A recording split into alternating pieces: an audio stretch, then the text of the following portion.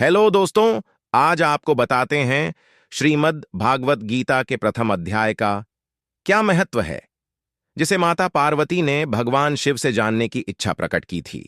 श्रीमद् भगवत गीता गीता के पहले अध्याय का नाम अर्जुन विषाद योग है। इस अध्याय में कुरुक्षेत्र के मैदान में उपस्थित बंधुओं और संबंधियों को सामने देखकर अर्जुन के मन में उठे विषाद और मनः स्थिति का वर्णन किया गया है, जिसे संजय धृतराष्ट्र को बताते हैं। गीता में ऐसी बहुत सी बातें हैं जो मनुष्य के जीवन की कई कठिनाइयों को आसान बनाती है। इतना ही नहीं, गीता पढ़ने पर मनुष्य को बहुत सी नई जानकारियां भी मिलती हैं। साथ ही हर अध्याय के नियमित पाठ का अपना लाभ और महत्व है। भगवान शिव ने देवी पार्वती को गीता के पहले अध्याय के पाठ का महत्व जो बताया है वह इस प्रकार है। एक समय पार्वती जी ने पूछा, हे महादेव, किस ज्ञान के बल पर संसार के सब लोग आपको शिव कहकर पूजते हैं? मृगछाला ओढ़े और अपने सभी अंगों में शमशान की विभूति लगाएं, गले में सर्प और नर मुंडों की माला पहने हुए हो, इनमें तो कोई भी पवित्र नहीं, फिर आप किस ज्ञान से पवित्र माने जाते हैं? तब महादेव ने उत्तर दिया कि हे प्रिय, सुनो, मैं गीता ज्ञान को अपने हृदय में धारण करने से पवित्र माना जाता हूं। इस ज्ञान से मुझे बाहर के कर्म नहीं व्यापते। तब पार्वती जी ने कहा कि हे भगवान, जिस गीता ज्ञान की आप ऐसी स्तुति करते हैं, उसके श्रवण करने से कोई कृतार्थ भी हुआ है? महादेव ने उत्तर देते हुए कहा कि इस ज्ञान को सुनकर बहुत से जीव कृतार्थ हुए हैं और आगे भी होंगे। मैं तुम्हें एक पुरातन कथा कहता हूं, तुम सुनो। एक समय पाताल लोक में शेषनाग की शैया पर श्री नारायण जी नैन मूंद कर आनंद में मग्न थे। उस वक्त भगवान के चरण दबाते हुए लक्ष्मी जी ने पूछा, हे प्रभु, निद्रा और आलस्य तो उन पुरुषों को व्याप्त है जो जीव तामसी होते हैं, फिर आप तो तीनों गुणों से संपन्न हो। आप वासुदेव हो, आप जो नेत्र मूंद रहे हो, इसका मुझे बड़ा आश्चर्य है। नारायण जी ने उत्तर देते हुए कहा, हे लक्ष्मी, मुझको निद्रा आलस्य नहीं है। एक शब्द रूप में जो भगवत गीता है, उसमें जो ज्ञान है वह मेरे आकार स्वरूप है। इस भागवत गीता का शब्द रूप मेरा अवतार है। इस गीता में मेरे संपूर्ण अंगों का वास है। इसके 5 अध्याय मेरे मुख हैं, 10 अध्याय मेरी भुजा हैं। इसका 16वां अध्याय मेरा हृदय, मन और मेरा उदर है। 17वां अध्याय मेरी जंघा है। 18वां अध्याय मेरे चरण हैं। गीता श्लोक ही मेरी नाड़ियां हैं, और जो गीता के अक्षर हैं वो मेरा रोम रोम है। ऐसा मेरा शब्द रूपी जो गीता ज्ञान है, उसी का अर्थ मैं हृदय में विचार करता हूं और बहुत आनंदित होता हूं। लक्ष्मी जी बोली, हे श्री नारायण, जब श्रीमद् भगवत गीता का ज्ञान इतना शक्तिशाली है तो उसको सुनकर कोई जीव कृतार्थ भी हुआ है? अगर हुआ है तो उसे मुझसे कहो। तब श्री नारायण ने कहा, हे लक्ष्मी, गीता ज्ञान को सुनकर बहुत से जीव कृतार्थ हुए हैं, सो तुम श्रवण करो। एक व्यक्ति था जो चांडालों के कर्म करता था, तेल नमक का व्यापार करता था। उसने एक बकरी पाली। एक दिन वह बकरी चराने के लिए वन में गया और वृक्ष से पत्ते तोड़ने लगा। वहां उसे एक सांप से डंस लिया, जिससे वह तुरंत मर गया। मरने के बाद उसने बहुत से नरक भोगे और फिर उसका जन्म एक बैल के रूप में हुआ।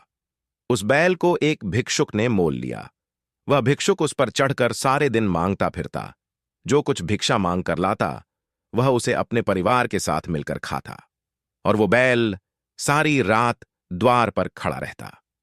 उसके खाने पीने का भी कोई ख्याल नहीं करता था, और सुबह होते ही भिक्षुक बैल पर चढ़कर फिर मांगने निकल जाता। जब बहुत दिन हो गए तो वह बैल भूख प्यास से गिर गया, लेकिन उसके प्राण नहीं निकले। जब नगर के लोगों ने देखा कि उसे बैल के प्राण नहीं निकल रहे हैं, तो सबको उस पर दया आ गई। उन्होंने अपने द्वारा किए गए पुण्य का फल उसे बैल को देने का सोचा, जिससे उसके शरीर से प्राण निकले और उसे मुक्ति मिल जाए।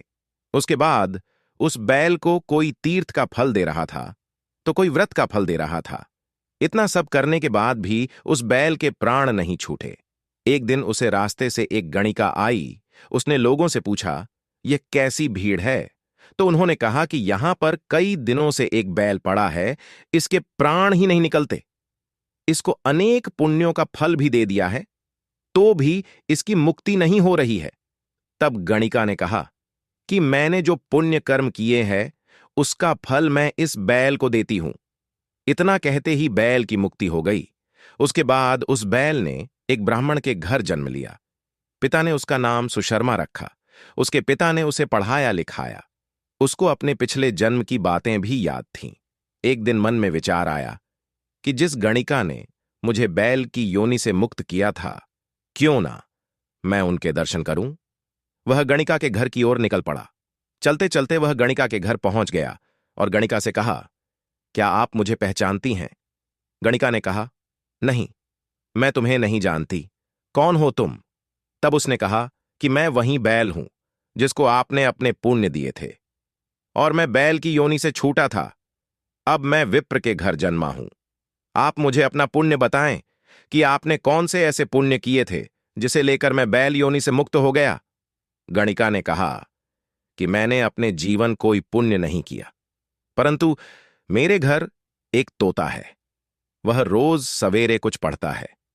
मैं उसका वाक्य रोज सुनती हूं। उसी से जो पुण्य मुझे मिला, उसी पुण्य का फल मैंने तुम्हें दे दिया। उसके बाद सुशर्मा ने गणिका से उस तोते से मिलने की इच्छा प्रकट की, तो गणिका भी इसके लिए तैयार हो गई। जब वह उस तोते से मिला, तब विप्र ने तोते से पूछा कि तू सवेरे क्या पढ़ता है? तोते ने कहा, मैं पिछले जन्म में विप्र का पुत्र था। मेरे पिता मुझे रोज गीता के पहले अध्याय का पाठ सुनाया करते थे। एक दिन मैंने गुरु से कहा कि मुझको आपने क्या पढ़ाया है। तब गुरुजी ने मुझे शाप दिया कि तू तोता बन जा। इसके बाद से मैं तोता बन गया। एक दिन बहेलिया मुझे पकड़ ले आया और एक विप्र ने मुझे मोल ले लिया। वह विप्र भी अपने पुत्र को गीता का पाठ सिखाता था। तब मैंने भी यह पाठ सीख लिया। उसी दिन विप्र के घर में चोर घुस गए। उन्हें धन तो प्राप्त नहीं हुआ, लेकिन वे मेरा पिंजरा उठा ले आए। यह गणिका उनकी मित्र थी। वह मुझे उसके पास ले आए। सो मैं नित्य प्रातः श्रीमद् गीता के पहले अध्याय का पाठ करता हूं, जिसे यह गणिका सुनती है। पर इस गणिका को समझ में नहीं आती। जो मैं पढ़ता हूं वही इस गणिका ने तेरे निमित्त दिया था। जो तुझे मिला वह श्रीमद् गीता के पहले अध्याय का फल था। तब विप्र ने कहा कि हे तोते, तू भी विप्र है और मैं भी। मेरे आशीर्वाद से तेरा कल्याण हो। सो हे लक्ष्मी। विप्र के इतना कहते ही वह तोता भी मुक्ति को प्राप्त हो गया। तब गणिका ने बुरे कर्म छोड़ भले कर्म ग्रहण किए और नित्य स्नान करके श्रीमद् भगवद गीता के प्रथम अध्याय का पाठ करना शुरू कर दिया, जिससे उसकी भी मुक्ति हो गई। इस प्रकार भगवान शिव ने माता पार्वती से कहा कि गीता में जो कहा गया है मैं उसका नित्य स्मरण करता हूं, जैसे मानव शरीर अस्थाई और आत्मा स्थायी है। जीवन का एकमात्र सत्य है वो है मृत्यु। परिवर्तन संसार का नियम है। जिस समाज में हम रह रहे हैं, कुछ वर्षों पहले तक ये ऐसा नहीं था और न ही हमेशा ऐसा रहेगा। शरीर जन्म लेता है और शरीर ही मरता है। आत्मा न तो जन्म लेती है और न ही कभी मरती है। आत्मा अजर, अमर और अविनाशी है। व्यक्ति को कभी भी ज्यादा क्रोध नहीं करना चाहिए, क्योंकि क्रोध भ्रम पैदा करता है जिससे बुद्धि नष्ट हो जाती है। अगर आप अपने लक्ष्य को प्राप्त करने में असफल रहते हैं, तो इसके लिए आपको अपनी रणनीति बदलने की जरूरत है, न कि अपना लक्ष्य। सभी मनुष्यों का निर्माण उनके अपने विश्वास द्वारा ही होता है। जो व्यक्ति जिस मान्यता पर भरोसा करता है, वो वैसा ही बन जाता है। अपने अनिवार्य कर्तव्यों को पूरा करना चाहिए, क्योंकि कार्य करना पूर्ण निष्क्रियता से बेहतर है। अपने मन से सभी प्रकार के भेदभाव, जैसे अपना पराया, छोटा बड़ा, मेरा तेरा आदि मिटा दें। फिर आप देखेंगे कि सब कुछ आपका है। जीवन में आगे बढ़ने के लिए और अपनी अलग पहचान बनाने के लिए यदि आपको क्रांतिकारी बनना पड़े, तो इससे पीछे नहीं हटना चाहिए। जीवन में हार जीत लगी रहती है, लेकिन सफलता सिर्फ उसी व्यक्ति को मिलती है जो अपनी गलतियों और हार से सीख लेकर आगे बढ़ता है। जीवन में सफलता हासिल करने के लिए आपकी सोच का दूरदर्शी होना बेहद जरूरी है। अगर आपको यह वीडियो पसंद आए तो प्लीज वीडियो को लाइक कर चैनल को सब्सक्राइब करें। धन्यवाद।